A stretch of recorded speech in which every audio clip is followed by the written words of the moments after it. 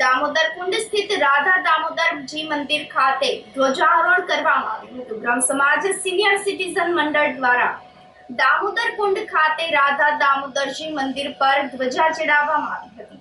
આ અવસરે મંદિરના સભ્યોએ મોટી સંખ્યામાં હાજરી આપી હતી।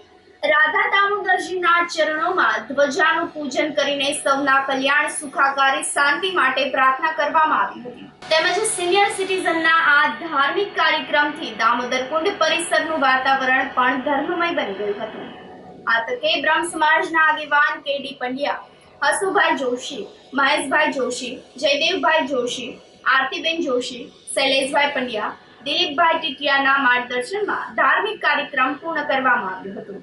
જૂનાગઢ મહાનગર સમસ્ત બ્રહ્મ સમાજ સિનિયર સિટીઝન મંડળ આજરોજ અમારા પ્રેરણા સ્ત્રોત એવા શ્રી હસુભાઈ જોશી, કેડી પંડ્યા સાહેબ, મહેશભાઈ જોશી, શૈલેષભાઈ પંડ્યાના માર્ગદર્શન નીચે જૂનાગઢ દામોદર કુંડ ખાતે આવેલા રાધા દામોદરજી મંદિરમાં સમસ્ત સૃષ્ટિ તેમજ સમસ્ત બ્રહ્મ સમાજના કલ્યાણ અર્થે ધજા ચડાવવાનું કાર્યક્રમનું આયોજન કરવામાં આવેલ હતું।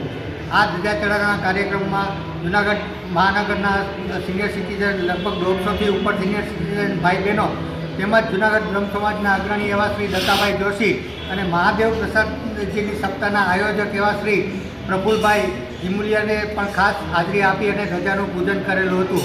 આ ધજાનું પૂજન કર્યા બાદ બધા જ સિનિયર સિટીઝનોએ ધજાની પ્રદક્ષિણા કરી અને સમસ્ત સૃષ્ટિના કલ્યાણ અર્થે પ્રાર્થના કરેલી હતી। જૂનાગઢ મહાનગર સિનિયર સિટીઝન મંડળ છેલ્લા 6 મહિનાથી જૂનાગઢમાં કાર્યરત થયેલ છે અને લગભગ 350 જેટલા મેમ્બરોની નોંધણી થઈ ગયેલી છે। હજુ પણ નવા મેમ્બરોની નોંધણી ચાલુ છે।